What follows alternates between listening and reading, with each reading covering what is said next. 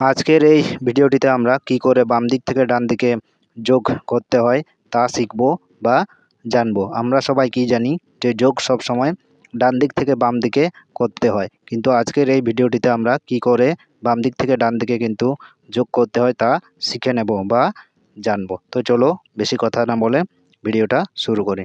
তো এখানে দেখো আমি দুটো সংখ্যা লিখে রেখেছি, 234 এবং 423। এই দুটি সংখ্যাকে আমরা বাম দিক থেকে অর্থাৎ শতকের ঘর থেকে এককের ঘরের দিকে যোগটা কি করে করতে হয় তা আমরা শিখব। প্রথমে তাহলে কি করব, শতকের ঘরে যে দুটি অঙ্ক রয়েছে 4 এবং 2, এই দুটি অঙ্ককে যোগ করব। 4 আর 2 যোগ করলে কত হয়? 6 হয়। এখানে 6টা লিখে নেব। শতকের ঘরের অঙ্ক যেহেতু যোগ করছি, তার নিচে তাদের যোগফলটা লিখব। তারপরে এইদিকে যে দুটি ঘর রয়েছে সেখানে কিন্তু দুটি শূন্য আমরা বসিয়ে দেব। হয়েছে?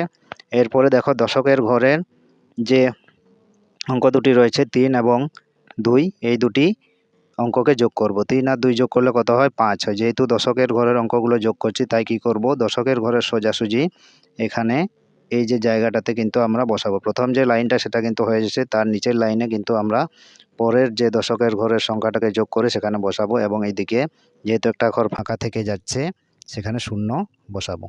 তো শতকের ঘরের অঙ্ক এবং দশকের ঘরের অঙ্ক দুটো যোগ করে নিয়েছি। তারপরে এখন এককের ঘরের অঙ্ক দুটো যোগ করে 4 এবং 3 কত পাবো? 4 আর 3 যোগ করলে হয় 7। 7 সংখ্যাটা কোথায় লিখব? এককের ঘরের সোজাসুজি এই যে নিচে। হয়েছে? এখানে লিখে তারপরে যোগটা করে নেব। 7, 5 আর 0 5, 6 নেমে যাবে।